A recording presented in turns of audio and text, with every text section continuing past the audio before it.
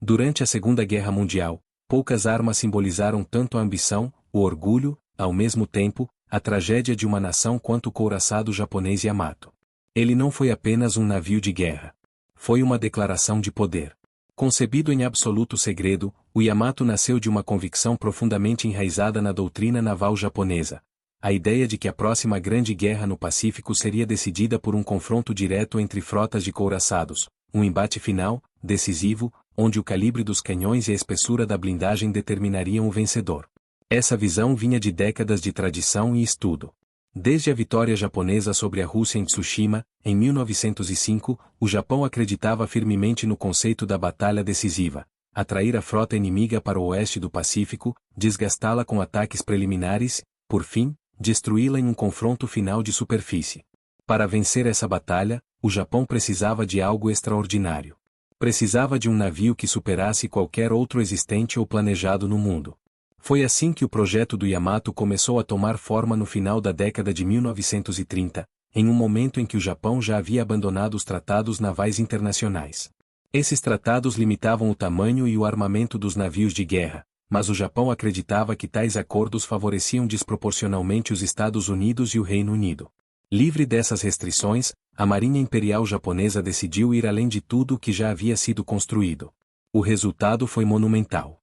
O Yamato deslocava mais de 70 mil toneladas totalmente carregado, tornando-se o maior couraçado já construído na história. Sua blindagem era tão espessa que, em alguns pontos, ultrapassava 40 centímetros de aço, projetada para resistir a impactos diretos de projéteis inimigos de grande calibre. Mas o verdadeiro coração do Yamato estava em seus canhões.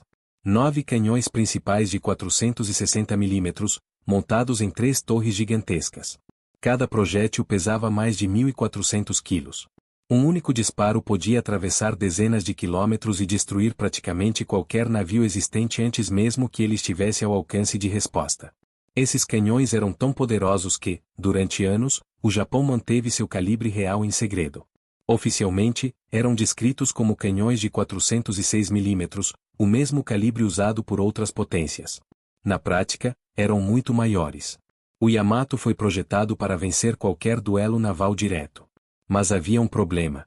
Enquanto o Japão investia seus melhores engenheiros, seus maiores estaleiros e recursos imensos na construção desses gigantes de aço, a natureza da guerra naval estava mudando silenciosamente.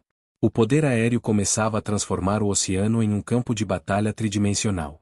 Quando Yamato foi comissionado, em dezembro de 1941, exatamente na mesma semana do ataque a Pearl Harbor, o mundo já estava entrando em uma nova era. Porta-aviões passavam a decidir batalhas antes mesmo que couraçados pudessem avistar o inimigo. Ainda assim, para a liderança japonesa, o Yamato representava algo maior do que simples eficiência militar. Ele era um símbolo nacional. Seu nome não foi escolhido por acaso.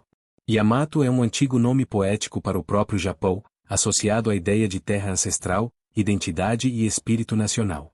O navio carregava consigo um peso simbólico enorme, quase espiritual. Por isso, sua existência foi cercada de segredo absoluto. O estaleiro de Kuri foi isolado. Estruturas foram erguidas para ocultar o casco dos olhos curiosos. Trabalhadores eram submetidos a rígidos controles de informação. Pouquíssimos sabiam a real dimensão do que estava sendo construído. O Japão não queria apenas um navio. Queria um navio definitivo. Mas a ironia da história começava a se formar ainda antes do Yamato entrar em combate. Porque, enquanto ele era projetado para destruir encouraçados inimigos em batalhas épicas de superfície, o inimigo que realmente decidiria seu destino viria do céu. E o Yamato, apesar de toda a sua blindagem, não havia sido concebido para isso.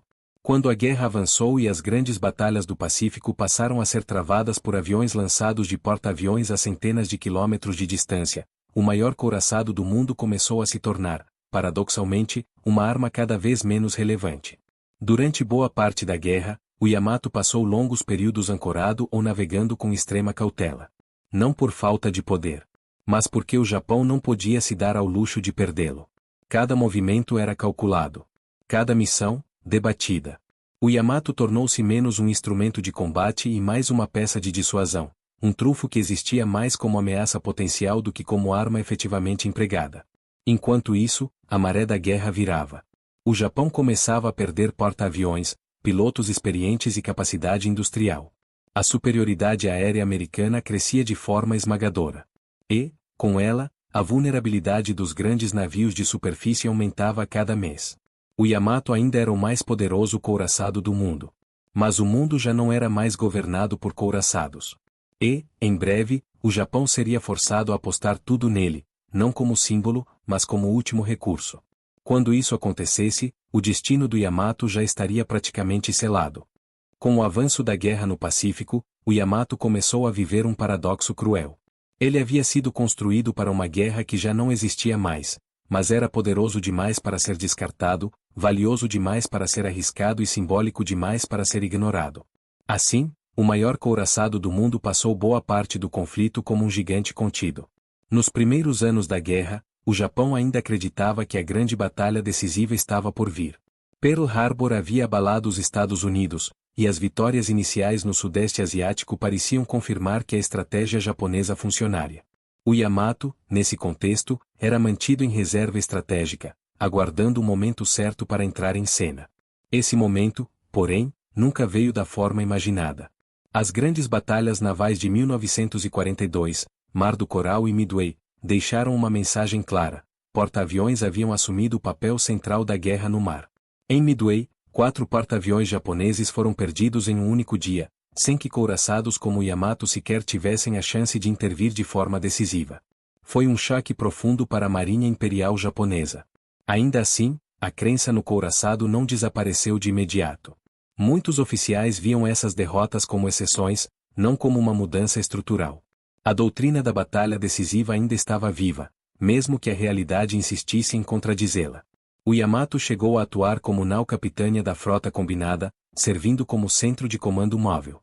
Mas mesmo nessa função, seu emprego era limitado. A ameaça constante de ataques aéreos tornava qualquer deslocamento perigoso. Um navio daquele porte não podia se esconder, não podia manobrar rapidamente e não podia operar sem cobertura aérea adequada. E o Japão começava a ficar sem essa cobertura. Quando finalmente entrou em combate mais direto, o Yamato não enfrentou os inimigos para os quais havia sido projetado. Em vez de trocar tiros com outros couraçados, passou a operar em cenários fragmentados, escoltando forças, apoiando desembarques ou participando de operações onde seu poder de fogo era apenas parcialmente utilizado. Um dos momentos mais emblemáticos de sua carreira ocorreu durante a Batalha do Golfo de Leyte, em outubro de 1944, o maior confronto naval da história em termos de navios envolvidos. Ali, o Yamato finalmente disparou seus canhões principais contra forças inimigas. Mas o cenário já era outro. A batalha não foi um duelo clássico de couraçados. Foi um caos de ataques aéreos, submarinos, forças dispersas e decisões tomadas sob pressão extrema. O Yamato chegou a disparar contra escoltas americanas menores, destruindo alguns navios, mas o impacto estratégico foi limitado. Mais uma vez, o gigante de aço mostrou seu poder, e, ao mesmo tempo, sua irrelevância crescente. Enquanto isso, o Japão se aproximava de um colapso estratégico. Suas linhas de suprimento estavam sendo cortadas. Sua indústria sofria bombardeios constantes. Seus pilotos experientes estavam mortos ou substituídos por recrutas com treinamento mínimo. O controle do ar havia sido perdido. Nesse cenário desesperador, surgiu uma decisão que selaria o destino do Yamato. Em 1945, com as forças americanas avançando pelo Pacífico e preparando a invasão de Okinawa, o Japão decidiu lançar uma operação quase suicida, a Operação Tengo. A ideia era simples e desesperada. O Yamato seria enviado em uma missão sem retorno até Okinawa. Lá, enfrentaria a frota americana, causaria o máximo de dano possível e, quando ficasse sem combustível, seria deliberadamente encalhado na ilha para servir como uma bateria fixa de artilharia costeira. Não havia plano de retorno. Não havia expectativa de sobrevivência. A missão partia do princípio de que o navio e sua tripulação seriam sacrificados. Essa decisão refletia o estado psicológico e estratégico do Japão naquele momento. A guerra havia se transformado em uma luta pela honra, não mais pela vitória. O Yamato deixava de ser apenas uma arma e passava a ser um símbolo final de resistência. Quando o navio partiu para sua última missão, a maioria da tripulação sabia que não voltaria. Ainda assim, eles partiram. Não por ignorância, mas por dever. E, acima de tudo, porque o Japão já não tinha mais nada a perder. O maior couraçado da história navegava rumo ao seu encontro final, não com outro gigante de aço, mas com o poder absoluto do ar. E dessa vez, não haveria reservas, contenções ou cautela. A guerra cobraria o preço completo. Na madrugada de 6 de abril de 1945, o Yamato deixou o porto de Tokuyama acompanhado por um pequeno grupo de escoltas, o cruzador leve Yaji e 8 destroyers.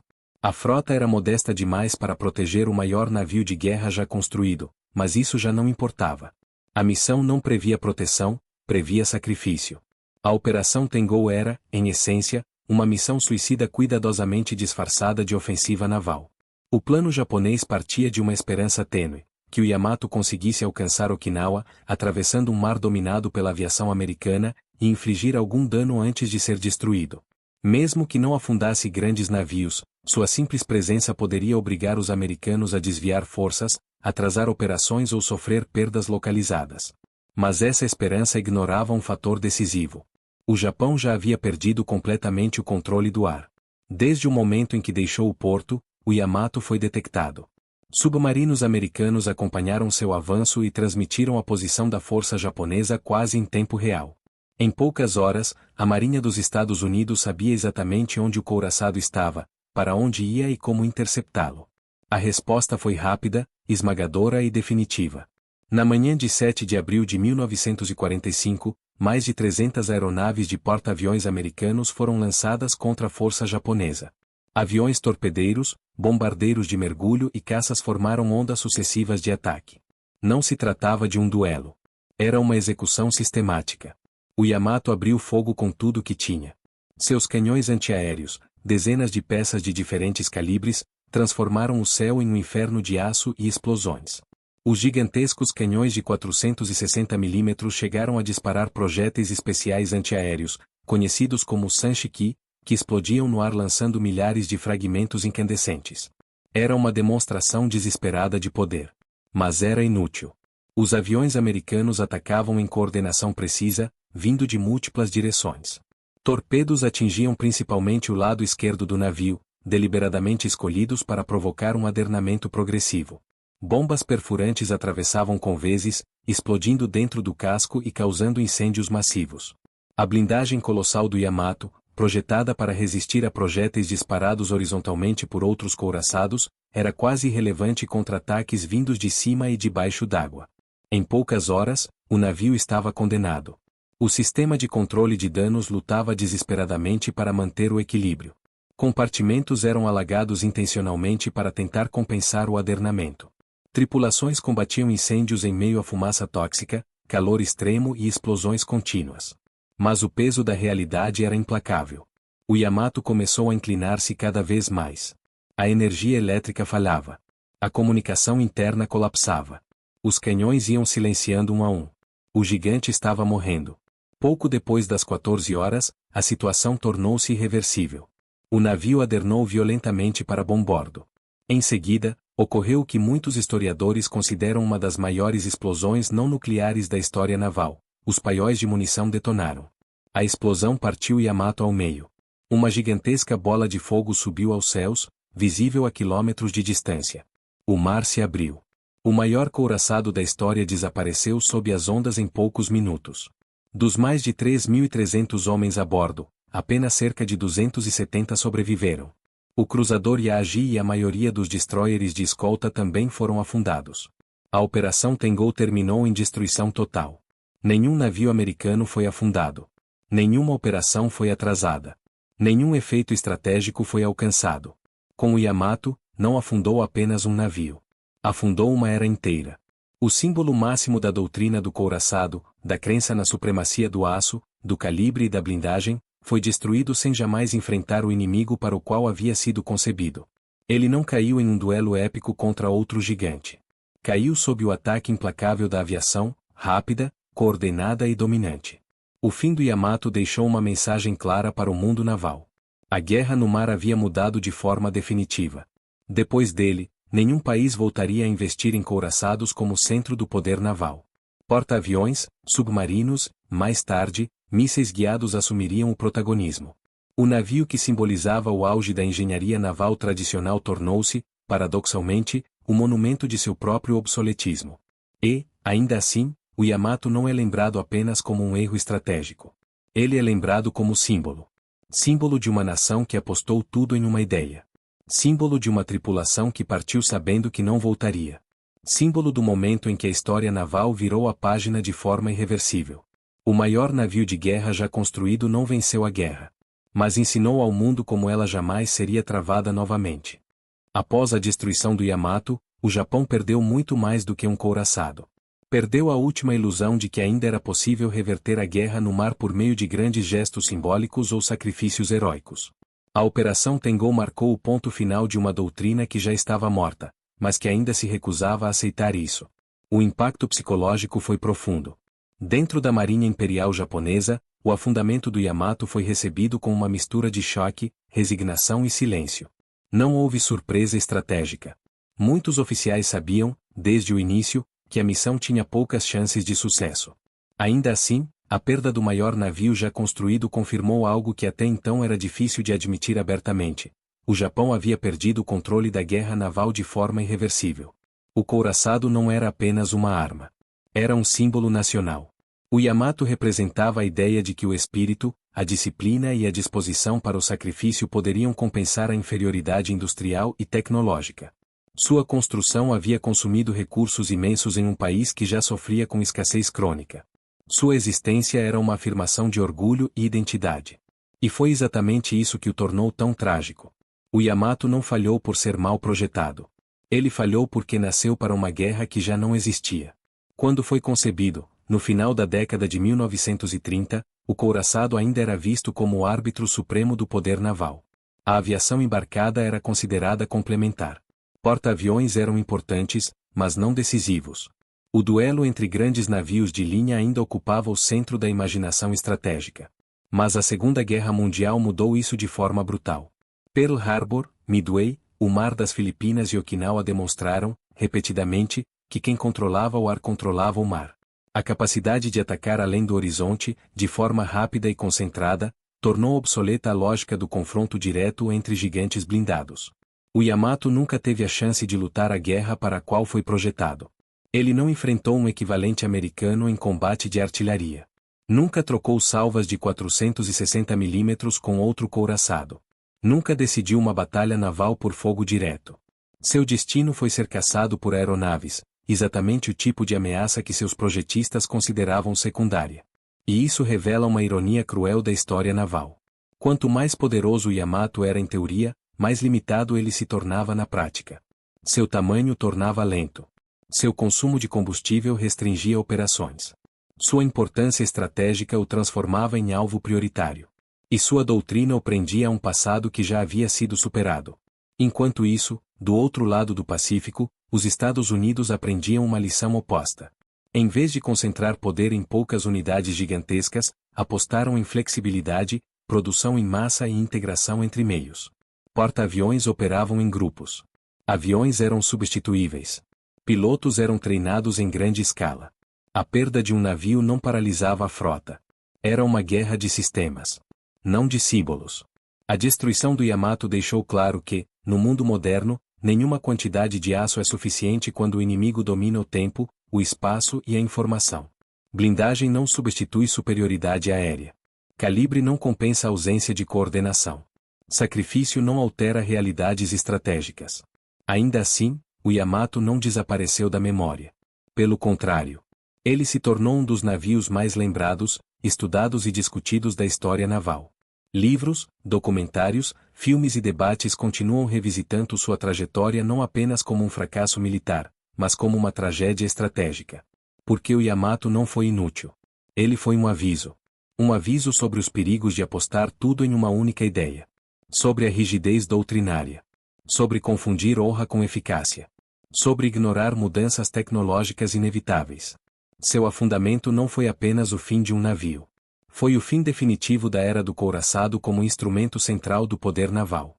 Depois de 1945, nenhum país voltaria a construir navios como ele. Os oceanos passaram a ser dominados por porta-aviões, submarinos, e mais tarde, por mísseis guiados. A guerra no mar tornou-se mais distante, mais rápida e menos visível.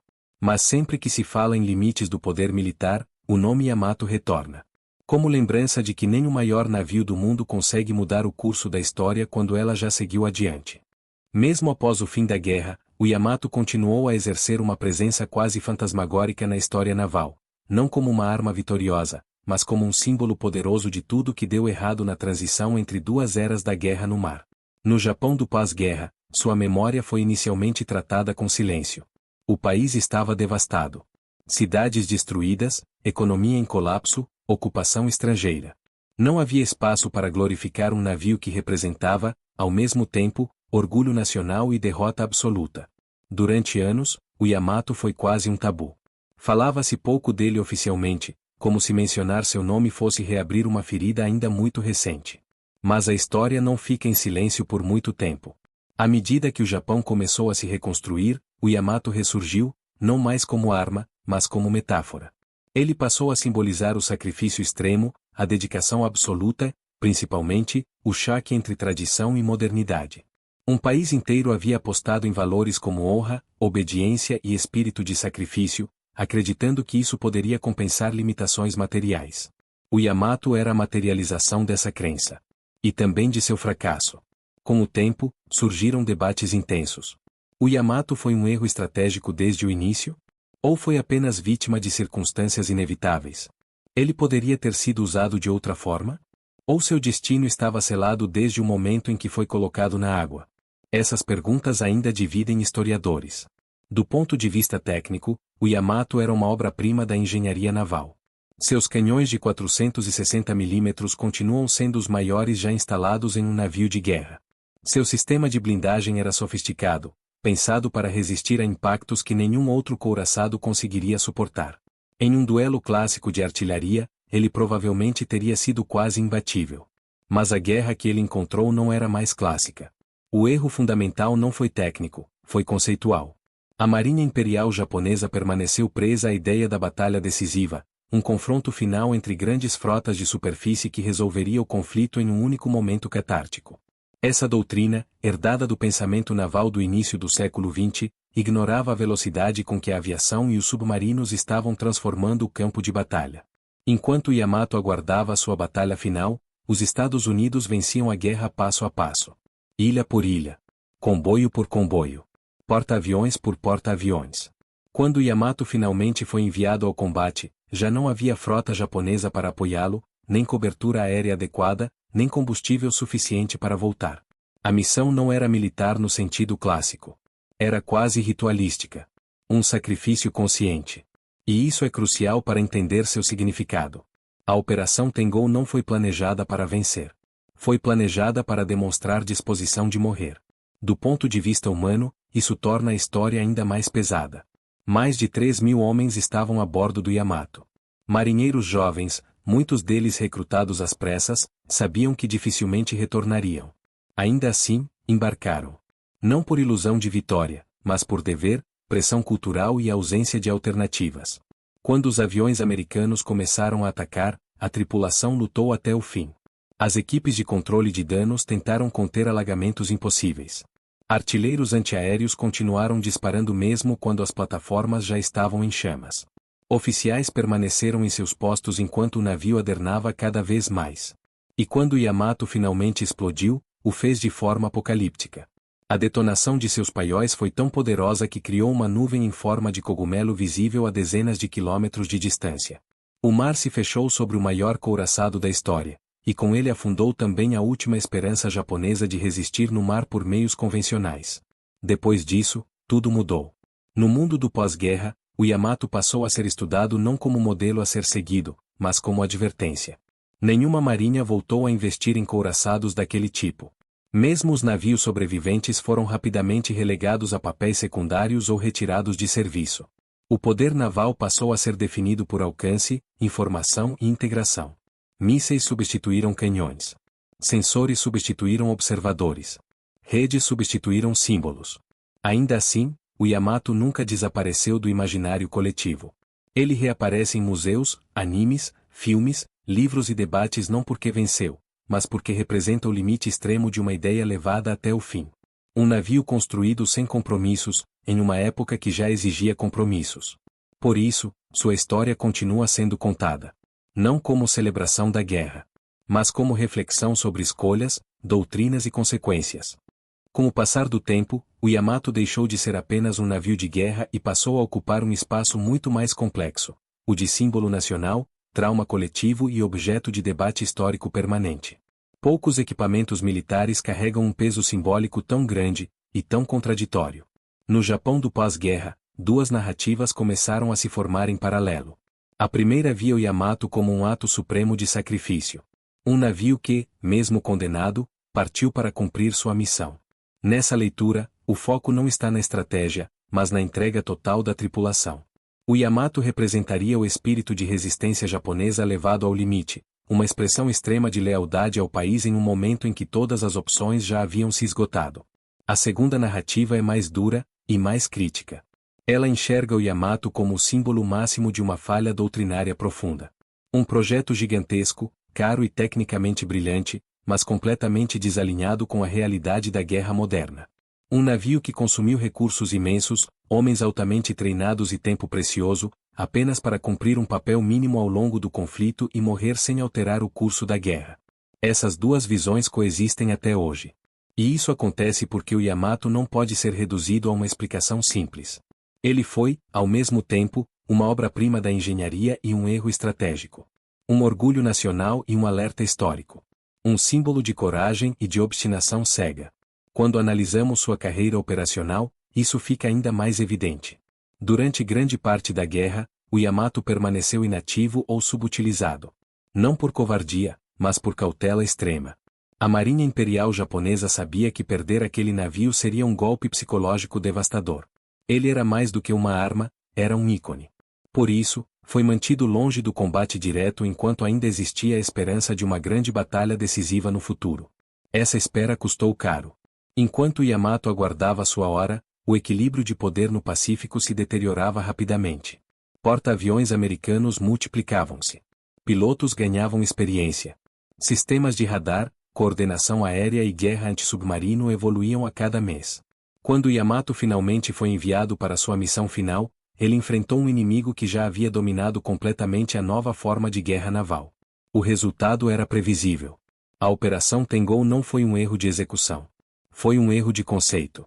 Nenhuma quantidade de blindagem poderia proteger um couraçado isolado contra dezenas de aviões operando em ondas coordenadas. Nenhum calibre de canhão era relevante contra um inimigo que atacava de fora do alcance visual, guiado por inteligência superior e domínio do ar. O Yamato foi derrotado antes mesmo de ser avistado pelos navios inimigos. E isso muda tudo. Sua destruição marcou, de forma definitiva, o fim da era dos grandes couraçados como centro do poder naval. Não porque eles fossem fracos, mas porque se tornaram irrelevantes diante de um sistema mais amplo, mais flexível e mais adaptável. No pós-guerra, essa lição foi absorvida rapidamente. As grandes marinhas do mundo abandonaram projetos semelhantes. O foco deslocou-se para porta-aviões, escoltas, submarinos, mais tarde, mísseis guiados. A ideia de concentrar poder absoluto em uma única plataforma passou a ser vista como um risco, não como vantagem. O Yamato tornou-se, assim, um ponto final histórico. Mas culturalmente, sua história só cresceu. Livros, filmes, séries e animações transformaram o Yamato em mito. Em muitas dessas representações, ele aparece quase como uma entidade viva, um gigante trágico, condenado por forças além de seu controle. Essa romantização não apaga os erros, mas revela algo profundo sobre como sociedades lidam com derrotas traumáticas. O Yamato não é lembrado porque venceu. Ele é lembrado porque representou o limite. O limite da engenharia baseada em canhões. O limite da doutrina da batalha decisiva. O limite da crença de que sacrifício pode substituir adaptação. E talvez seja por isso que sua história ainda nos atrai tanto. Porque, no fundo, o Yamato não fala apenas sobre guerra naval. Ele fala sobre escolhas feitas tarde demais. Sobre mudanças ignoradas. Sobre o custo de não aceitar que o mundo já mudou. À medida que a Operação Tengou avançava para seu desfecho inevitável, o Yamato deixava definitivamente de ser apenas um navio de guerra e passava a ocupar um lugar simbólico muito maior. A missão já não era militar no sentido clássico. Era política, cultural e psicológica. O plano japonês era simples e brutal. O Yamato deveria navegar até Okinawa, enfrentar as forças americanas que protegiam a invasão, caso sobrevivesse, encalhar deliberadamente na costa. Ali, seria usado como uma bateria fixa, disparando seus canhões até ser destruído. Não havia combustível suficiente para retornar. Não havia plano de resgate. A missão terminava onde o navio terminasse. Isso, por si só, diz muito. Nenhuma marinha envia sua maior unidade para uma missão sem retorno se ainda acredita que a guerra pode ser vencida por meios convencionais. O envio do Yamato foi, na prática, uma admissão silenciosa de derrota estratégica, disfarçada de honra. Quando a frota americana detectou a força japonesa, a resposta foi imediata e esmagadora. Não houve hesitação. Não houve necessidade de aproximação. Não houve confronto entre navios. Ondas sucessivas de aeronaves partiram dos porta-aviões americanos. Bombardeiros de mergulho, torpedeiros e caças desceram sobre o Yamato e seus escoltas como uma tempestade perfeitamente coordenada. O encouraçado tentou reagir. Suas baterias antiaéreas abriram fogo contínuo. O céu ao redor do navio se encheu de traçantes, explosões e fumaça. Mas, apesar da intensidade, o resultado era previsível. A artilharia antiaérea japonesa, embora numerosa, não conseguia acompanhar a velocidade, a altitude e a coordenação dos ataques americanos. O Yamato começou a ser atingido repetidamente. Torpedos atingiam principalmente o lado de bombordo, uma escolha deliberada para forçar o navio a adernar. Bombas perfurantes atravessavam conveses e explodiam no interior, causando incêndios, falhas elétricas e perda de controle. A cada impacto, a situação se tornava mais irreversível. Tentativas de contra-alagamento foram feitas para corrigir a inclinação, mas o dano era extenso demais. Compartimentos inteiros estavam destruídos. Sistemas vitais deixavam de responder. O navio, projetado para resistir a duelos de artilharia, estava sendo desmontado por um tipo de ataque para o qual nunca havia sido concebido. Em determinado momento, a adernagem tornou-se crítica. O Yamato perdeu velocidade. Perdeu capacidade de manobra. Perdeu controle. Quando finalmente capotou, o que se seguiu foi uma das maiores explosões não nucleares já registradas no mar. Os paióis detonaram quase simultaneamente, criando uma coluna de fumaça visível a quilômetros de distância. Em minutos, tudo acabou. Dos mais de 3.300 homens a bordo, apenas algumas centenas sobreviveram. E com o Yamato, afundava mais do que um navio. Afundava a crença de que blindagem extrema poderia resistir ao poder aéreo. Afundava a ideia de que tamanho equivalia à superioridade. Afundava um século inteiro de doutrina naval baseada no confronto direto entre encouraçados. O impacto psicológico foi profundo, em ambos os lados. Para os Estados Unidos, foi a confirmação definitiva de que o porta-aviões era o centro do poder naval moderno. Nenhum encouraçado, por maior que fosse, podia operar sem controle do ar. Para o Japão, foi o fim simbólico de sua marinha de águas profundas. Após a perda do Yamato, já não restavam meios reais de contestar o domínio americano no Pacífico. O navio que havia sido construído para decidir a guerra, não teve a chance de decidir nada. E isso talvez seja o aspecto mais trágico de sua história. Após o afundamento do Yamato, o silêncio que se seguiu no Pacífico teve um peso histórico difícil de exagerar. Não foi apenas a perda de um navio. Foi o colapso definitivo de uma ideia que havia dominado o pensamento naval por quase meio século. Durante décadas, o encouraçado havia sido visto como a expressão máxima do poder nacional. Países inteiros organizavam suas marinhas em torno dessas plataformas colossais. Tratados internacionais limitavam seu número. Orçamentos gigantescos eram consumidos por sua construção. Estratégias inteiras partiam do pressuposto de que, no fim, a guerra no mar seria decidida pelo confronto direto entre gigantes de aço. O Yamato representava o ápice dessa lógica.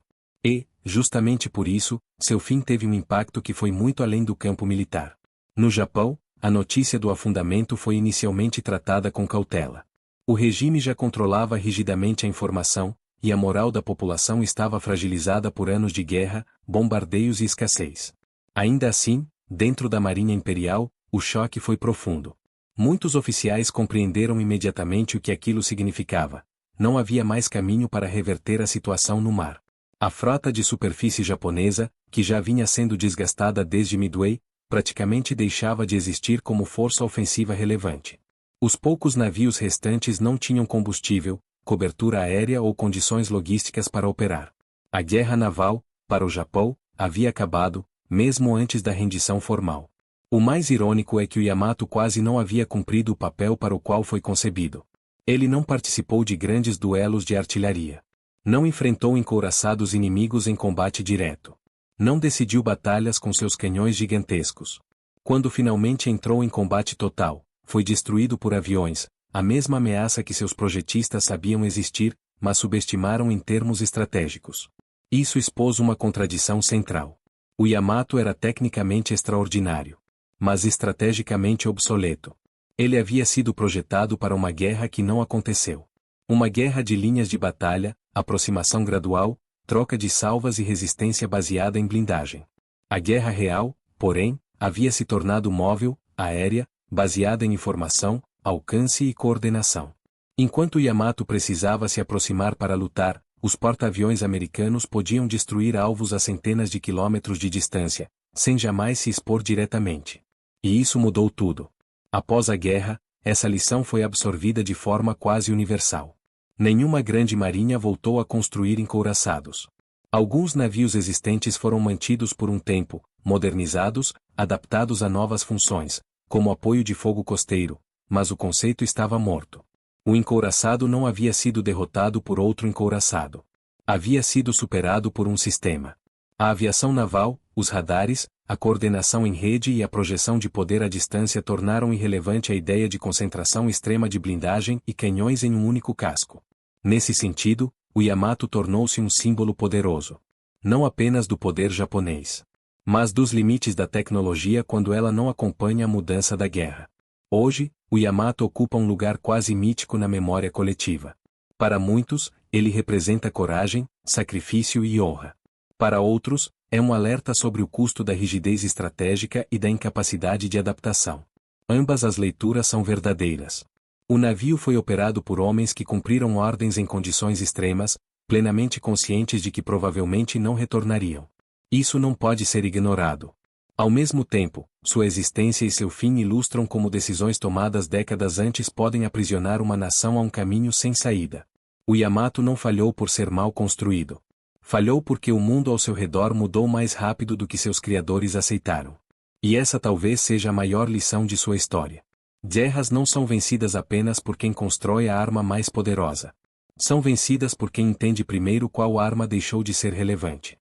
Com o passar dos anos, a história do Yamato passou a ser reinterpretada não apenas como um episódio militar, mas como um espelho da própria trajetória do Japão na primeira metade do século XX. O navio não surgiu por acaso. Ele foi o produto direto de uma mentalidade estratégica, cultural e política muito específica, e compreender isso é essencial para entender por que ele existiu, como foi empregado e por que terminou da forma que terminou. Desde o fim da Primeira Guerra Mundial, o Japão vivia um dilema profundo. Sua sobrevivência como potência dependia do controle do mar, mas seus recursos industriais eram limitados quando comparados aos dos Estados Unidos.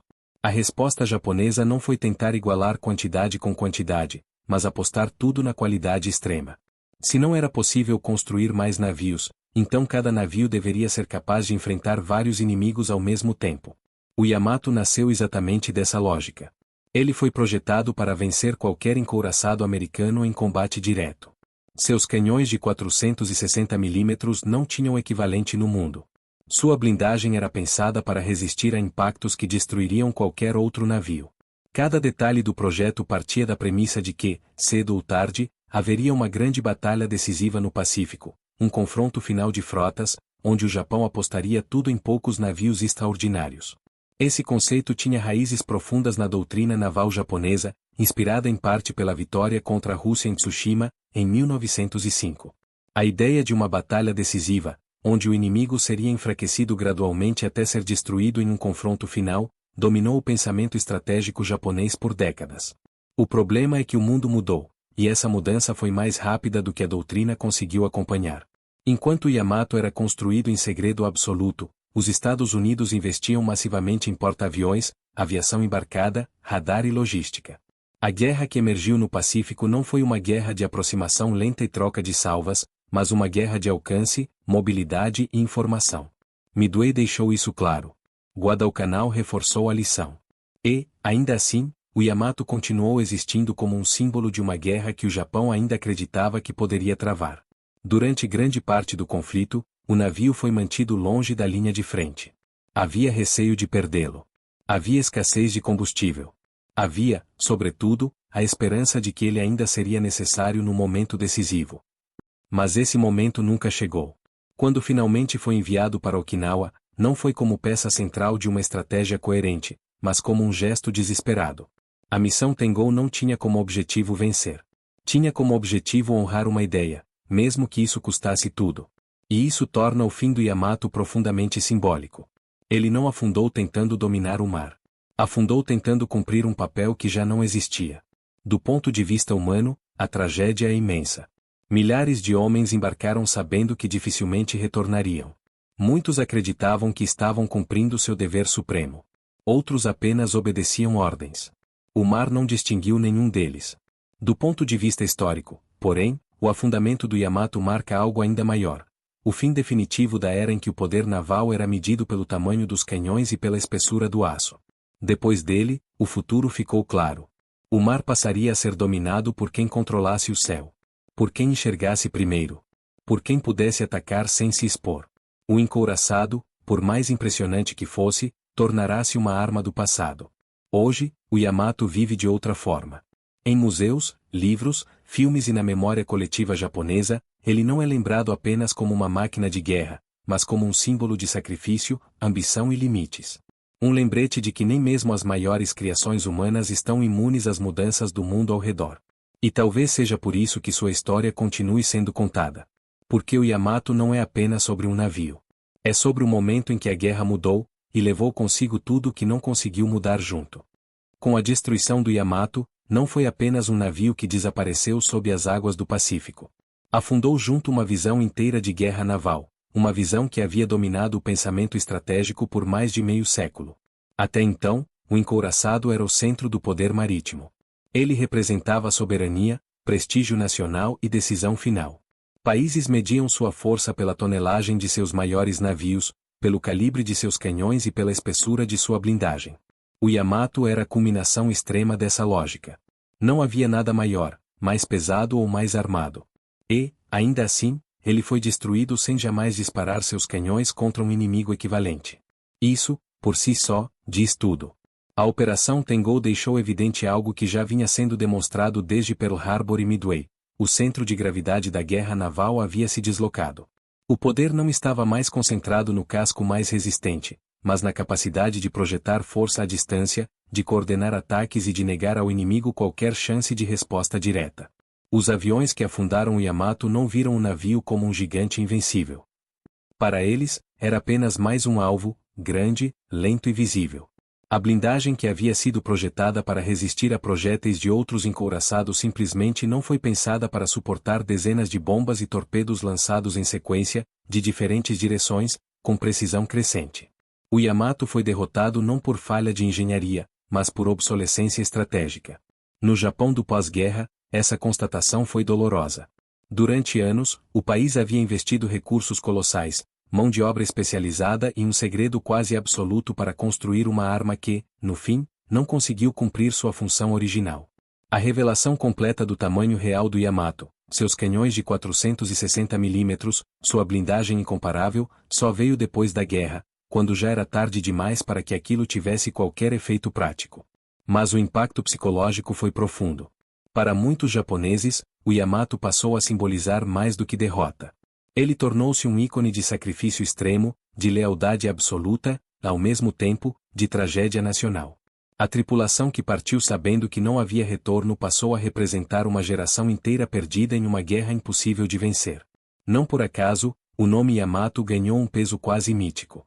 Ele aparece em músicas, filmes, animes, livros e memoriais.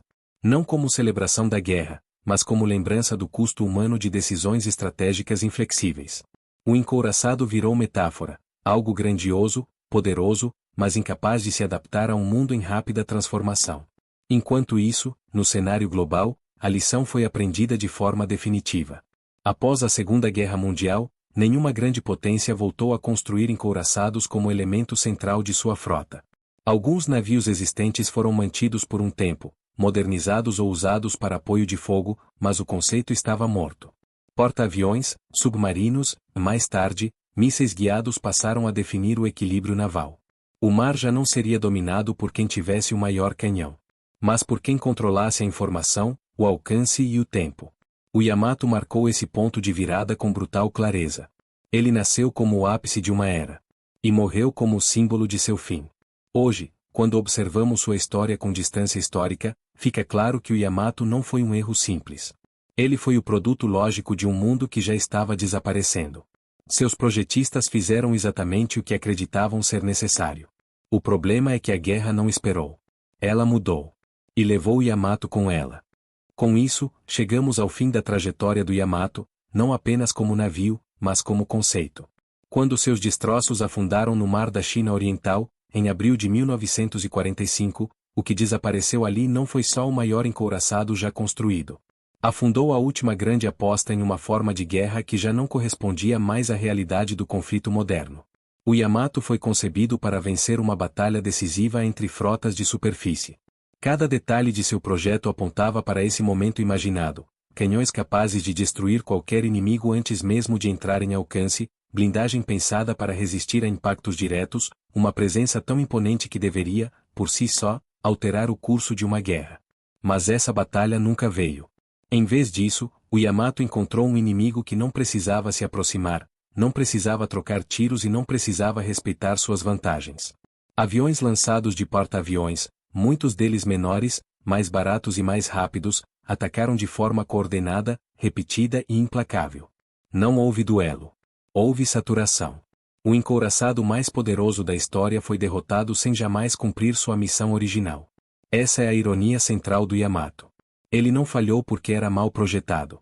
Pelo contrário, era uma obra-prima de engenharia naval, construída com um nível de cuidado, sigilo e ambição raramente vistos. Ele falhou porque foi projetado para um mundo que já estava desaparecendo no momento em que entrou em serviço. A guerra havia mudado de eixo. A supremacia no mar deixou de depender da espessura do aço e passou a depender da capacidade de ver primeiro, atingir primeiro e coordenar forças à distância. O Yamato representava a concentração extrema de poder em um único casco.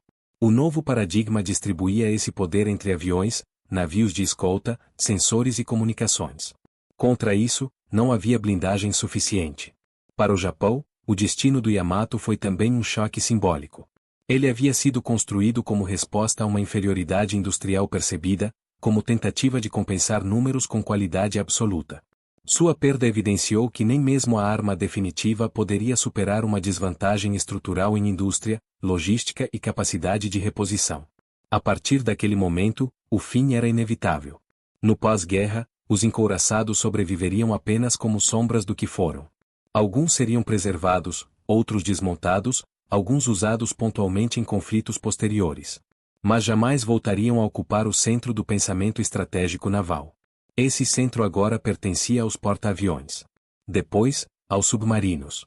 Depois, aos mísseis. O Yamato ficou como marco de transição. Hoje, ele vive mais na memória do que na história operacional. Tornou-se símbolo de sacrifício, de orgulho nacional, de obstinação e também de tragédia. No imaginário japonês e mundial, ele representa o ponto em que a grandiosidade encontrou seus limites. E talvez essa seja a lição mais duradoura de sua história.